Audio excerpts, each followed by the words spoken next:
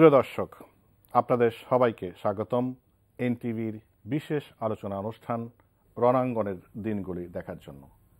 এই অনুষ্ঠান আমরা এই বিজয়ের মাসে ধারাবাহিকভাবে প্রচার করছি, আর এই অনুষ্ঠানে তুলে ধরছি আমরা বীর সেনানীদের যুদ্ধদিনের গল্প এবং তাদের স্বপ্নের কথা।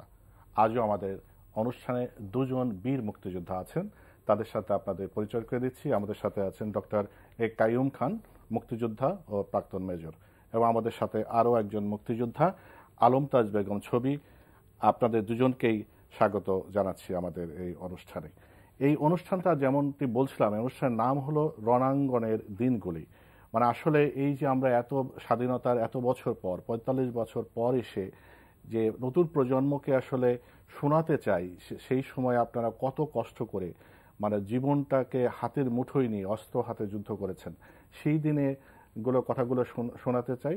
সাথে নতুন প্রজন্মকে কথাও বলতে চাই আপনি কি স্বপ্ন নিয়ে আপনারা যুদ্ধ করেছিলেন, সে কথাগুলো আমরা শোনাতে চাই। তো শুরুতে ডক্টর কাইয়ুম খান, আপনাকে জানতে চাই, আপনি ছাত্র অবস্থাতেই মুক্তিযুদ্ধ শুরু করেছিলেন এবং আপনি কমিশন হন হলো বাংলাদেশ সরকারের যে কয়জন প্রথম কমিশন অফিসার হয়ে মুক্তিযুদ্ধ করেন তাদের একজন। তা আপনি ৭ নম্বর সেক্টরে যুদ্ধ শুরু করেছিলেন, তো সেই সময়ের যে অভিজ্ঞতা যদি একটু বলেন। আমি প্রথমে একটু ২৫শে মার্চ থেকে শুরু করি।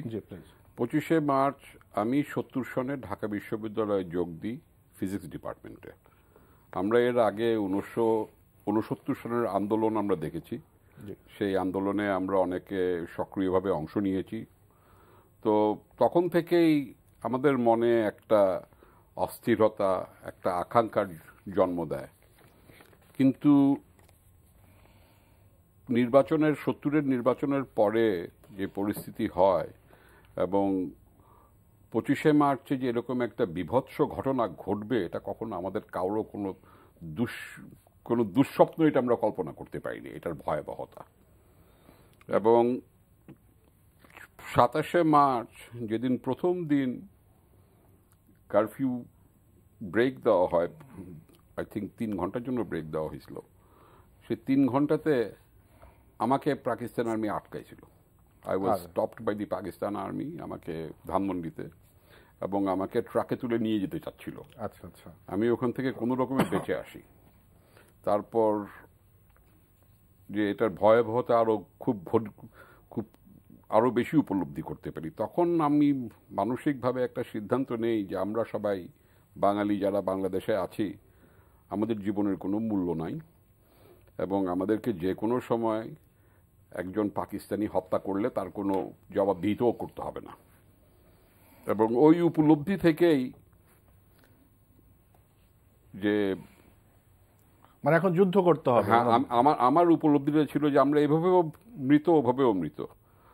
হয় বাড়িতে থেকে মরব অথবা যুদ্ধ করে মরব। যুদ্ধ যদি অনেকে যুদ্ধ করতে চায়, হয়তো দেশ স্বাধীন হবে। আমি দেশ স্বাধীন করতে গিয়েছিলাম। তো খুবই ভালো কথা যে আপনার কাছে আবার আসবো। ওই যেটা বলছিলাম যে আপনি কমিশন হলেন, তারপরে যুদ্ধে অংশগ্রহণ করলেন, দেশ স্বাধীন করতে গিয়েছিলেন এবং দেশ স্বাধীন করেছেন। তা আমরা আরও শুনবো আপনার কাছে একদম রণাঙ্গনের কথা। আমরা একটু আলমতাজ বেগম ছবি, আপনি ছবি নামে বেশি পরিচিত। আপনি যে কয়জন নারী মুক্তিযোদ্ধা অস্ত্র হাতে রণাঙ্গনে যুদ্ধ করেছেন তাদের মধ্যে আপনি অন্যতম। আপনি সেই বরিশালে সেই পেয়ারা বাগানে আপনি যুদ্ধ করেছেন। তো আপনার এখন কোন স্মৃতিটা প্রথমে মনে পড়ছে? আমার স্মৃতি অনেক কিছুই মনে পড়ে, তবে আমার যে স্মৃতিটা বেশি মনে পড়ে সেটা হলো যে আমি যখন পেয়ারা বাগানে যাচ্ছিলাম, মানে আমার ভাইয়ের সঙ্গে যুদ্ধ করার জন্য, তখন আমার সমস্ত পিছন দিকটা সব কিছু ভুলে গেছি। ঘর বাড়ি, মা বাবা, ভাই বোন সব কিছু ভুলে গেছি। তখন আমার শুধু মনে পড়ছিল যে আমি এখন এই ইসে যাব, মুক্ত অঞ্চলে যাব, ওই ক্যাম্পে যাব, সেখানে গিয়ে আমি যুদ্ধ করব। শুধু এই ইচ্ছেটা কেমন করে হলো? অন্য মেয়েরা যখন তাদের বিভিন্ন ভাবে, আপনি তখন বয়স কত? 16? আমি তখন ক্লাস 10-এ পড়ি। ক্লাস 10-এ পড়েন। তো তখন তো অনেকেই তখন হলো মা বাবার সাথে কোথাও একটু নিরাপদ জায়গা খোঁজার চেষ্টা করছে, কিন্তু তখন আপনি অস্ত্র হাতে যুদ্ধের কথা কেন ভাবলেন? কেন জানি না আমার সবসময় মনের মধ্যে একটা ওই যে যুদ্ধ যখন শুরু হয়, আর এমনিতেও আমার সবসময় মনে হতো কিছু একটা করা, ভালো মন্দর যাচাই বা এরকম একটা কিছু বলা, এটা আমার সবসময় স্কুল জীবন থেকেও। যখন যুদ্ধটা শুরু হয়, তখন যে দেশের যে অবস্থাটা শুরু হয়, তখন আমার মন থেকে শুধু আসতেছিল যে ছেলেরা সবাই দলে দলে যুদ্ধে যাচ্ছে, গরিবের ঘর থেকে, বড় লোকের ঘর থেকে, ছাত্ররা, তারপরে কৃষকের ছেলেরা সবাই যুদ্ধে যাচ্ছে। আচ্ছা, আমরা তো মেয়ে, আমাদেরও তো কিছু করার আছে। আবার এদিকে ওই মেয়েদেরকে এখান থেকে আর্মিরা ওখান থেকে ধরে নিয়ে যাচ্ছে, ওখান থেকে ধরে নিয়ে যাচ্ছে, এগুলো তো আমাদের কানে আসে, শুনি।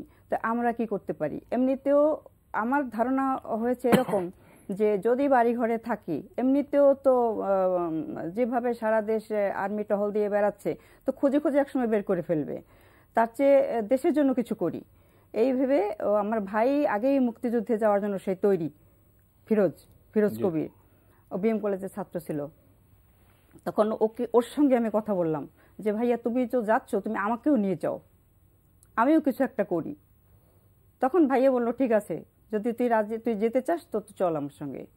তো আমার এই চেতনা থেকে যে কিছু একটা করতে হবে, দেশকে স্বাধীন, এখন তো যেভাবে বঙ্গবন্ধু শেখ মুজিবুর ডাকে যেভাবে সবাই ঝাঁপিয়ে পড়েছে, দেশ স্বাধীন না করে কেউ ঘরে ফিরবে না, তাতে যাই করা লাগুক। তো সেই চিন্তাভাবনা থেকে, সেই চেতনা থেকে আমি যুদ্ধে চলে গেছি। আর কিছু এর বেশি আর কিছু তখন আমার মাথায় আসে। আচ্ছা, যুদ্ধে যাওয়ার পরে কি কি ঘটলো, কোথায় কি করলেন, সেগুলো আপনার কাছে আবার একটু জানতে চাইবো। কাইয়ুম খান, আপনি যদি একটু বলেন যে যখন আপনি তখন তো যে বললেন দেশ স্বাধীন করার জন্য একটা মোটিভেশন, যে ঘরে থাকলেও মরতে হতে পারে, যুদ্ধ করে মরা ওর থেকে বলবো, দেশ স্বাধীন করা যদি যায়, সেজন্য সেই মোটিভেশনে আপনি গিয়েছিলেন। তো আপনি কমিশন হলেন কখন এবং কিভাবে, কোথায় জয়েন করলেন, সেটা যদি সংক্ষেপে একটু বলেন। আমরা প্রথমে ঢাকা থেকে তো আমরা যাই, আমরা ত্রিপুরার মতিনগর বলে একটা ক্যাম্প ছিল, এটা ৪র্থ বেঙ্গল রেজিমেন্টের ক্যাম্প ছিল। আমরা সরাসরি ঢাকা থেকে যে ওই ক্যাম্পে যাই, সেখানে যে আমাদের প্রাথমিক প্রশিক্ষণ আমরা পাই।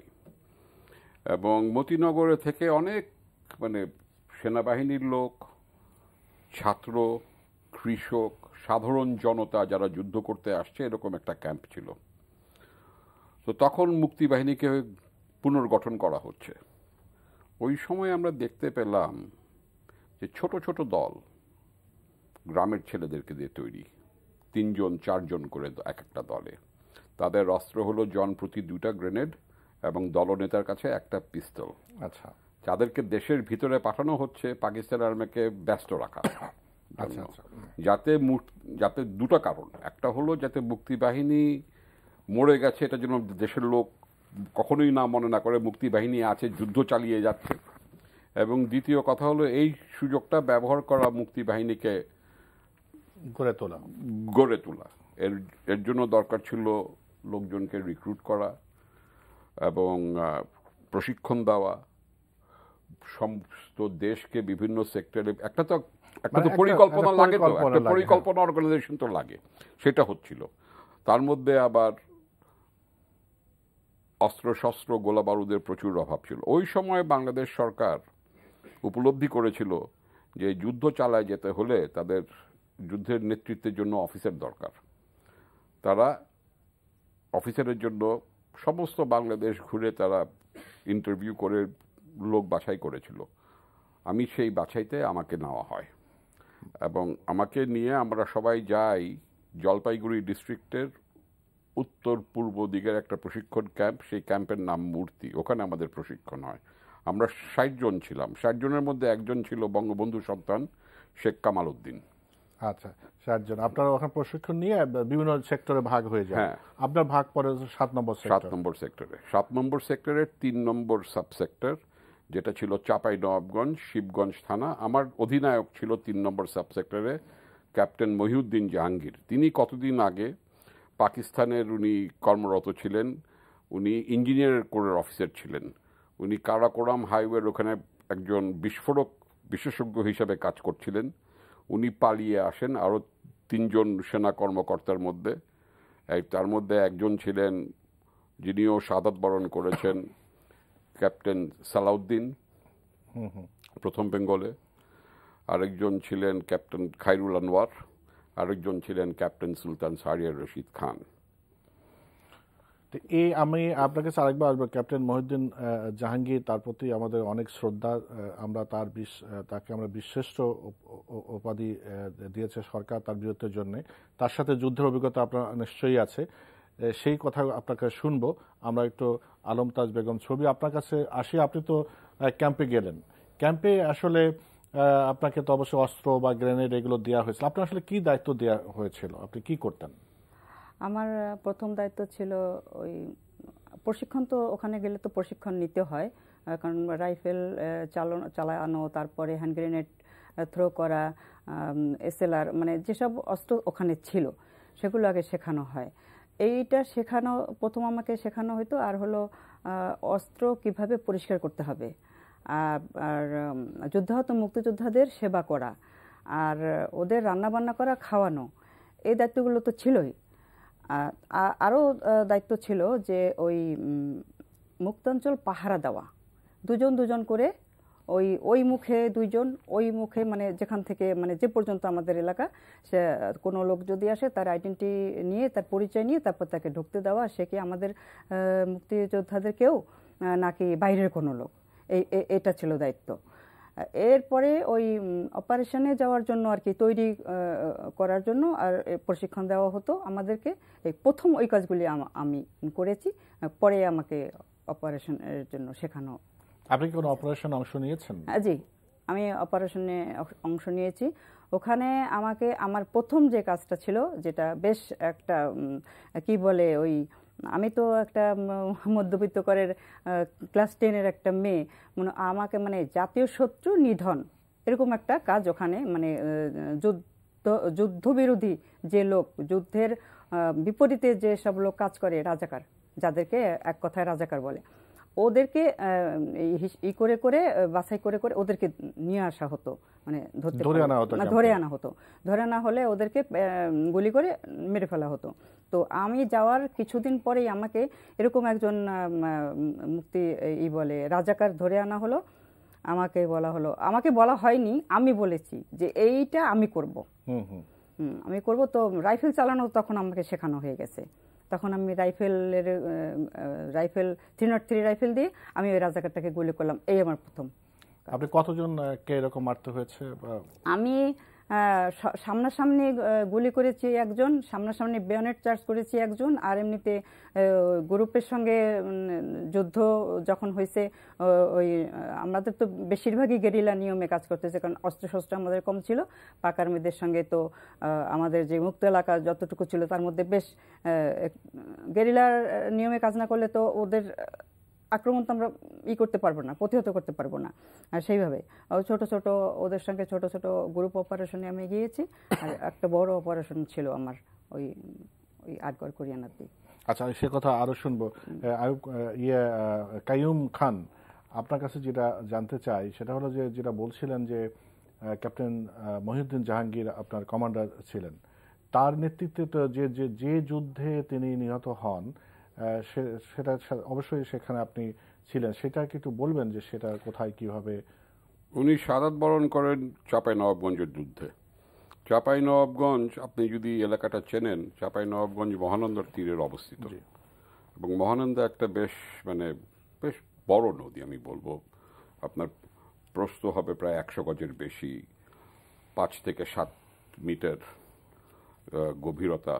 তো এর পাশে চাঁপাইনবাবগঞ্জ। আমরা সোনা মসজিদ শিবগঞ্জের যে এখন যে রাস্তাটা আছে, তখন এটা একটা ইটের রাস্তা ছিল। তো আমরা ওই রাস্তা দিয়ে অগ্রসর হয়ে শিবগঞ্জ পার হয়ে আমরা চাঁপাইনবাবগঞ্জের নদীর এপারে পৌঁছি 12 তারিখে, ডিসেম্বরের 12 তারিখে। আমাদের আরেকটা কলম ছিল ওখানে, আরও আমার 2 কোর্সমেট, আমার একজন ছিল বদলুর রশিদ, সেকেন্ড লেফটেন্যান্ট রফিকুল ইসলাম। তারা গোমস্তাপুর থেকে একটা রাস্তা ছিল যেটা চাঁপাইনবাবগঞ্জ আসে, ওখান দিয়ে ওরা চাঁপাইনবাবগঞ্জে এসে, যেখানে এখন বর্তমানে বিজিবি যে লোকেশনটাতে থাকে, ওটা তখন এফকেফের হেডকোয়ার্টার ছিল, এবং ওটাই ছিল ওদের সবচেয়ে শক্ত ঘাঁটি। তো 12 তারিখে পৌঁছে 13 তারিখ আমরা জাহাঙ্গীর নদী ওপারে যে উনি এলাকাটা রেকি করতে গেলেন, আর আমাকে নদীর এই পারে রেখে গেলেন সকালের আক্রমণের প্রস্তুতি করার জন্য। 14 তারিখ সকালবেলা আমরা চাঁপাইনবাবগঞ্জে আক্রমণ শুরু করি ভোরবেলা, এবং চাঁপাইনবাবগঞ্জ তখন শহরের চারিদিক দিয়ে এরকম কিছু দূর পর পর বাংকার, এক বাংকার থেকে আরেক বাংকারে যাওয়ার জন্য আপনার 5 ফিট থেকে 5.5 ফুট গভীর ট্রেঞ্চ, যাতে ওরা এক বাংকার থেকে আরেক বাংকারে যেতে পারে এবং শত্রুকে যেন তাদেরকে দেখাতে না হয়। তো খুব শক্ত প্রতিরোধ ছিল সেদিন। খুব ভোরবেলা, খুব ঠান্ডা ছিল, খুব কুয়াশা ছিল। আমরা গোলন্দাজ বাহিনীর গোলা মেরে তারপর এবং মর্টার ফায়ার করে তারপর আমরা আক্রমণ শুরু করলাম। আক্রমণ শুরু করে আমরা খুব কাছে চলে এলাম, প্রায় 20 থেকে 30 গজের মধ্যে, কিন্তু তারপর আর আগে যাওয়া যাচ্ছে না। জাহাঙ্গীর তার কোম্পানি নিয়েছিল আমার বাম দিকে, এবং তার বাম দিকে ছিল নদী। আমরা এর আগের দিন রাতে নদী ক্রস করে এপারে চলে এসেছি। আর আমি ছিলাম ডান দিকে, আর আমার ডান দিকে রাজশাহী চাঁপাইনবাবগঞ্জের রাস্তা। যাই হোক, গল্পটা ছোট করি যে এর মধ্যে আমাদের মুক্তিযোদ্ধারা হঠাৎ, মানে এটা বলতে পারেন যে জোশের ঠেলায়, একজন মুক্তিযোদ্ধা একটা বাংকারে দৌড়ে যেয়ে গ্রেনেড দিয়ে চার্জ করলো, এবং ওই বাংকারটা আমরা দখল করলাম। ওই বাংকার দখল করার পরপর সঙ্গে সঙ্গে আমরা ওই যে ওদের যে কমিউনিকেশন ট্রেন ছিল ওর ভিতরে ঢুকে পুরা খুব তাড়াতাড়ি ওদের সব বাংকারগুলো আমরা কবজা করে নিলাম। আচ্ছা। এবং তারপর বাংকারের লাইন যখন আমরা পরিষ্কার করলাম, তারপর আমরা শহরের ভিতরে যাওয়ার চেষ্টা করছি। তখন ওদের আবার শহরের মানে প্রান্তরে যে দালান কোঠা ছিল ওগুলোর ছাদে দোতলা বাড়িঘর থাকলে দোতলার উপর থেকে ওদের কিছু পজিশন ছিল, তারা ওখান থেকে আমাদেরকে আক্রমণ করা শুরু করলো। তো এক পর্যায়ে জাহাঙ্গীরের কোম্পানি এরকম একটা ছাদের উপর থেকে একটা লাইট মেশিন গান ওদের দিকে গুলি করছিল, এবং তার কোম্পানি আর আগে বাড়তে পারছে না। আচ্ছা। তো জাহাঙ্গীর নিজেই ওই এলএমজিটাকে নিষ্কৃত করার জন্য উনি নিজেই বের হয়ে গেলেন একটা গ্রেনেড নিয়ে। ওটাকে গ্রেনেড দিয়ে উনি গ্রেনেড ছুড়লেন এবং গ্রেনেড লক্ষ্য বস্তুতে পৌঁছালো, কিন্তু পাশের বিল্ডিং থেকে আরেকজন একটা গুলি জাহাঙ্গীরের বাম চোখের এখানে লেগে পাঁচার পিছন দিয়ে বের হয়ে গেল। মানে মানে ভেরি স্যাড। মানে ওইটা তার যে লক্ষ্যটা ঠিকই ছিল, যদি যেটা এটা যুদ্ধ এরকমই হয়। যুদ্ধতে গুলি সারাক্ষণ চলে, গুলি কোন দিক থেকে আসে, কার গায়ে কখন গুলি লাগে কেউ বলতে পারে না। এবং এটাই মানে জীবন হাতে নিয়ে এরকমই হয়। আমাদের সেদিন আমাদের বেশ ক্ষয়ক্ষতি হয়েছিল, আমাদের অনেক লোক মারা গেছে সেদিন, জাহাঙ্গীরও তাদের মধ্যে একজন।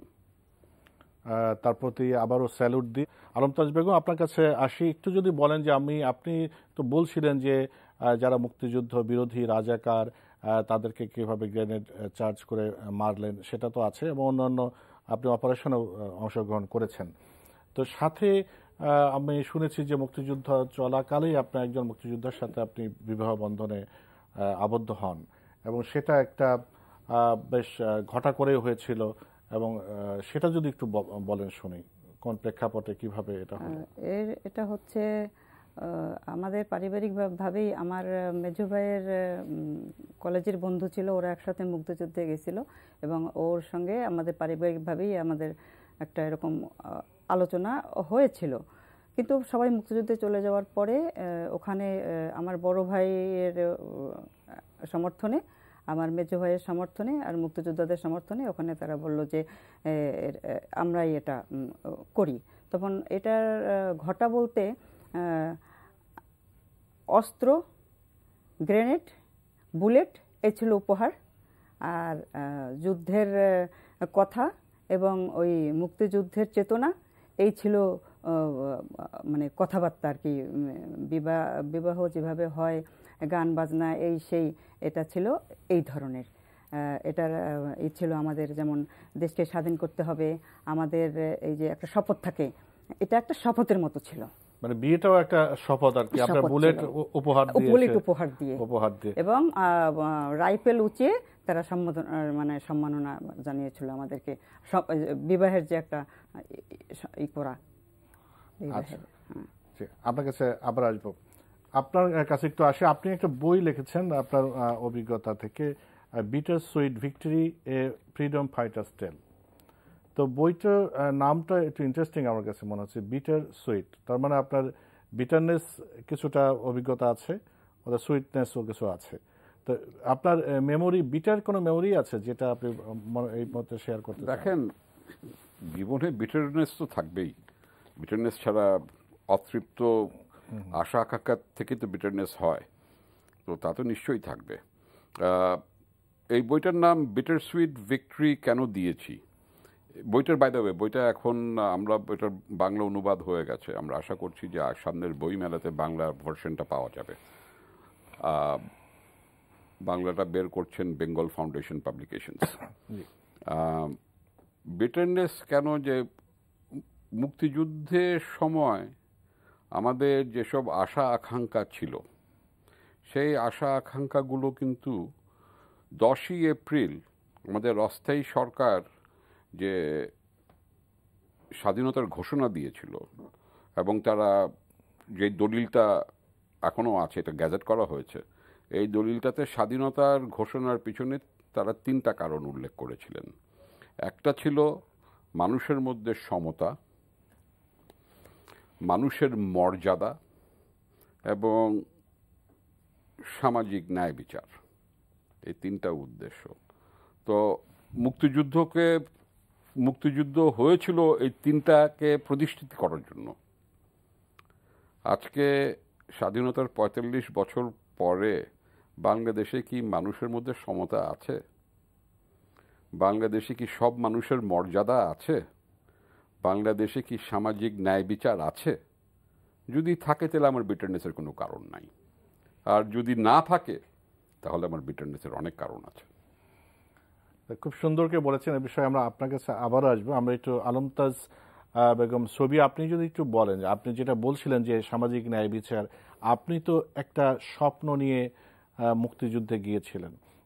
আপনার কাছে নারীদের কথাই শুনতে চাই যে আপনি এত যে অসম সাহসী একটা কাজ করেছেন, স্বাধীনতা যুদ্ধ করে স্বাধীনতা এনেছেন।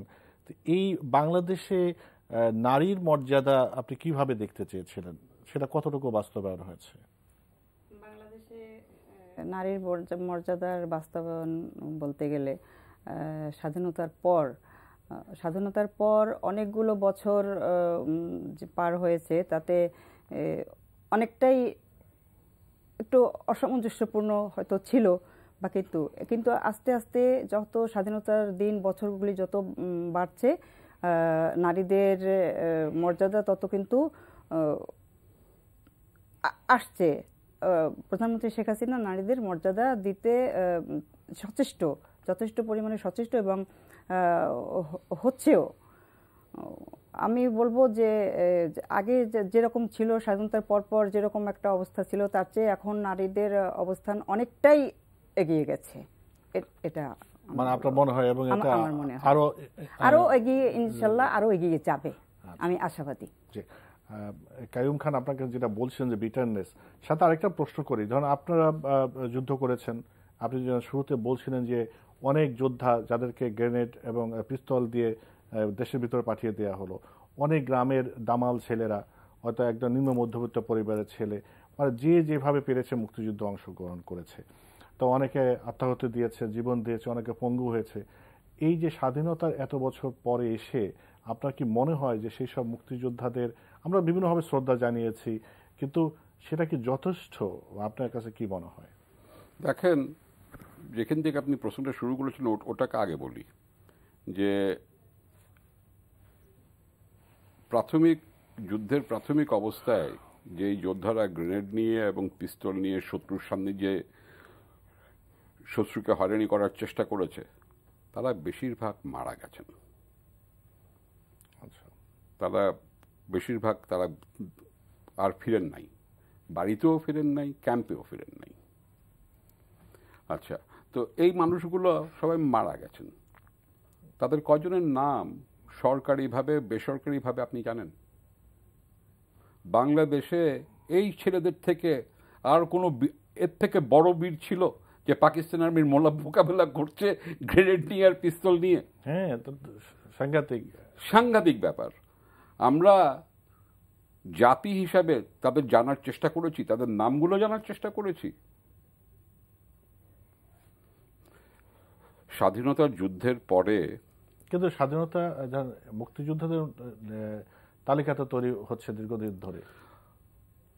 এই ব্যাপারে বললে অনেক কিছু বলতে হবে। আমি এই ব্যাপারে আজকে আর সময় বোধক দীর্ঘ আলাপ করা সম্ভব না। জি, কিন্তু আমার মনে হয় যে হ্যাঁ, তালিকা বানাচ্ছে, আরো মুক্তিযোদ্ধার সংখ্যা বাড়ছে। এদেরকে তো আমরা ৭১-এ দেখি নাই। এরা কোথায় কি করেছেন আমরা জানি না। আচ্ছা, মানে আপনার আরো প্রশ্ন আছে মনের ভিতর। আপনি যেটা বলছি যে অসাম্যের কথা বলছিলেন, যে এখন যে সাম্যের কথা, সাম্যের জন্য বা সামাজিক ন্যায় বিচারের জন্য আপনি নিজেই প্রশ্ন করেছেন যে সেটা কি আছে। কিন্তু আমরা দেখেন, আজকে আমরা খুব বাস্তব কথা বলি। আজকে আমি আর আপনি যদি কোনো অপরাধে অভিযুক্ত হই, আর একজন অভিযুক্ত হই, আমরা সবাই কোনো অপরাধ, আমরা কি সবাই আইনের কাছে সমানভাবে আমাদের বিচার করা হবে বাংলাদেশে? সেটা তো আপনি কি মনে করেন? আমি তো দেখি যে আজকে খবর কাগজে পড়ি, সার্ভেতে পড়ি যে আমাদের এই যে বিভিন্ন সার্ভে খবর কাগজে বেরোচ্ছে, সেখানে পড়ি যে মানুষ পুলিশ এবং বিচার বিভাগকে একই পর্যায়ে দেখেন। আজকে যদি আপনি একটা বাংলাদেশে কোনো আদালত থেকে হাজত নিতে চান, আইনের ভিত্তিতে আপনার জামিন নিতে চান, জামিন হয়ে যাবে? সেটা তো কথা। আপনার কাছে আবার আসবো। আপনি যেমন বলছিলেন শুরুতে যে বিবাহের সময় আপনার যেমন ৭১-এর যে চেতনা, তার এই যে দেশ স্বাধীন করার পরে আপনার কাছে কি মনে হয় যে ৭১-এর চেতনার কথা আমরা অনেক শুনি, সেই চেতনা নতুন প্রজন্মের কাছে কি আমরা সঠিকভাবে পৌঁছে দিতে পেরেছি? আপনার কি মনে হয়? নতুন প্রজন্মের কাছে আমরা ৭১-এর চেতনা পৌঁছে দিতে চেষ্টা করেছি। আমরা চেষ্টা করেছি বিভিন্ন সময় বিভিন্নভাবে, অনেক সময় প্রতিহত হয়েছে, আবার অনেক সময় পৌঁছেও গেছে। চেষ্টা প্রতিনিয়তই চেষ্টা চলছে যে নতুন প্রজন্মের কাছে যাতে এই চিন্তা চেতনাটা যাতে পৌঁছে যায় এবং পৌঁছানো হয়। এভাবে এতে মানে সর্বতভাবে এই চেষ্টাটা চলছে এবং আমি আশা করি এটা আগামী প্রজন্মের কাছে আরো সুন্দরভাবে, আরো ভালোভাবে এটা পৌঁছে যাবে। আচ্ছা, সর্বতভাবে চেষ্টা করলে সবাই। আপনার কাছে আরেকটা জিনিস জানতে চাই। আপনি আপনার অভিজ্ঞতার কথা আপনি বইতে লিখেছেন। অনেকেই ইতিহাস তাদের অভিজ্ঞতার কথা লিখেছে। অনেকগুলো মুক্তিযুদ্ধের পর অনেক বই পাওয়া যায়। আর মুক্তিযুদ্ধের ইতিহাস নিয়ে আমরা দেখি যে যদি নির্মোহভাবে বলতে হয় তাহলে দেখা যাবে যে সবসময় যে ইতিহাস একরকম আমরা শুনি সেরকম না। মুক্তিযুদ্ধের ইতিহাস একটা ইতিহাস হবে, কিন্তু আমরা কি আসলে সঠিক ইতিহাসটা ঠিকমতো তরুণ প্রজন্মকে দিতে পারছি? কঠিন প্রশ্ন। প্রথম কথা হলো যে ইতিহাস যারা লিখেন, যারা ইতিহাসে গবেষণা করেন, ইতিহাসে কোনো শেষ কথা নাই। ঠিক আছে, ইতিহাসের উপরে মানুষজন একই প্রশ্ন বারবার দেখবে, বিভিন্নভাবে দেখবে, বিভিন্ন তথ্যপাত্র দিয়ে দেখবে, বিভিন্ন বিবেচনা থেকে দেখবে। এটা একটা চলমান প্রক্রিয়া। আমার মনে হয় যে আমরা আগামী ২০০ বছর ধরে মুক্তিযুদ্ধের ইতিহাস লিখতে থাকবো। এবং আসলে সত্য ইতিহাস আমি তো মনে করি, দেখেন, মুক্তিযুদ্ধের কথা বাদ দিই, দ্বিতীয় মহাযুদ্ধের প্রকৃত ইতিহাস এখন শুধু বের হওয়া শুরু হয়েছে। আচ্ছা, তার মানে আমরা তো মানে কেবল ৪৫ বছর। সুতরাং এটা গবেষণার অনেক বিষয় আছে, অনেক গবেষণার ব্যাপার আছে, অনেক কিছু বিবেচনা। আমাদের তো মানে একটা কথা, যা আমরা এই প্রোগ্রাম শুরু হওয়ার আগে আপনার সঙ্গে কথা বলছিলাম, যে অনেক কিছু হয়েছে, আমরা জানি এগুলো ঘটেছে, কেন ঘটেছে আমরা ঠিক জানি না। আমার একটা ধারণা থাকতে পারে, আপনার একটা ধারণা থাকতে পারে, আমরা তখনকার তথ্যপাত্র যেটা বিবেচনা করে কোনটা টিকে না, কেন টিকবে, এসব নিয়ে, এটাই তো ইতিহাস। রাইট, এটা তো চলবে, চলতে থাকবে, এটা তো চলবে, বহুদিন ধরে চলবে। জি, আপনার কাছে একটু আসি। আপনি নারী মুক্তিযোদ্ধা হিসেবে আপনি জানেন, যারা আপনি তো নিজে যুদ্ধ করেছেন অস্ত্র হাতে, কিন্তু অনেক নারীকে অনেক নির্যাতন সহ্য করতে হয়েছে। আমরা যাদেরকে বীরাঙ্গনা বলি, তাদেরকে সরকার অনেক দেরিতে হলেও মুক্তিযোদ্ধার মর্যাদা দিয়েছে। এটাকে আপনি কিভাবে দেখেন? আমার এক সময় ধারণা ছিল, এই ধারণাটা মনে মনে আমি সবসময় পোষণ করেছি। আমি আপনাকে আরেকটু বলি যে আমি কখনো রাজনীতি করিনি। আমি যুদ্ধে গেছি, মুক্তিযুদ্ধে, যুদ্ধ শেষ, আমি ঘরের মেয়ে ঘরে ফিরে আসছি এবং কখনোই কোনো রাজনীতিতে জড়িত হইনি। রাজনীতি নিয়ে কখনো আমি গবেষণা মানে আলোচনা পর্যালোচনা কিছুই করিনি, শুধু দেখেছি, শুনেছি, যতটুকু যা বোঝার বুঝেছি বাস। সেই ক্ষেত্রে আমি এটুকু বলবো যে আমি দেখেছি যে অনেক ওই বীরাঙ্গনা নারীদের কি বলে মর্যাদা, স্বীকৃতি হচ্ছে না, কিন্তু মনে মনে সব সময় আমি আশাবাদী ছিলাম যে একদিন এটা হবে, সঠিকভাবে বীরাঙ্গনাদের স্বীকৃতি হবে। ইনশাল্লাহ বীরাঙ্গনাদেরকে দেরিতে হলেও স্বীকৃতি হয়েছে এবং আরও যারা বাকি আছে তাদেরকেও খুঁজে প্রধানমন্ত্রী শেখ হাসিনা বের করবেন এবং স্বীকৃতি দিবেন। এবং এক্ষেত্রে আমি আরও একটুখানি বলি যে মুক্তিযোদ্ধাদের প্রধানমন্ত্রী শেখ হাসিনা খুঁজে খুঁজে মানে আসল নকল অনেক কিছুই বাংলাদেশে হয়েছে। বাংলাদেশের যুদ্ধের পরে তো এই কত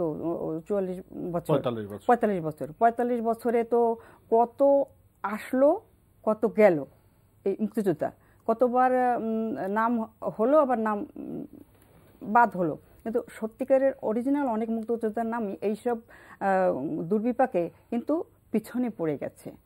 এখন এই যাচাই বাছাই করে করে সত্যিকারের মুক্তিযোদ্ধাদের সামনে আনতে একটু সময় লেগে যায় বা লেগে গেছে।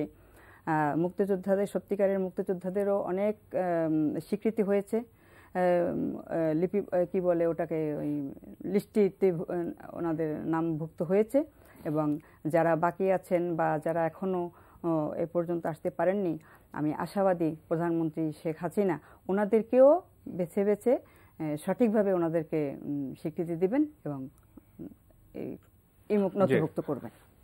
অনেক ধন্যবাদ।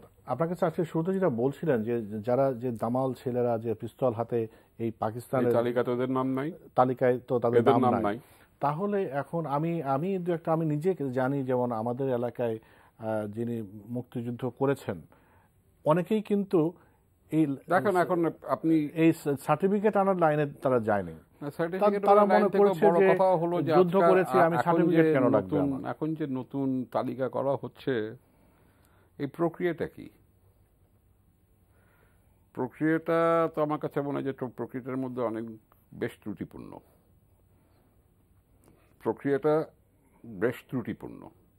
এবং এই প্রক্রিয়া আপনি আরো 10 বছর করলেও যে মানে তালিকার মান যে খুব একটা ভালো হবে তা তো না।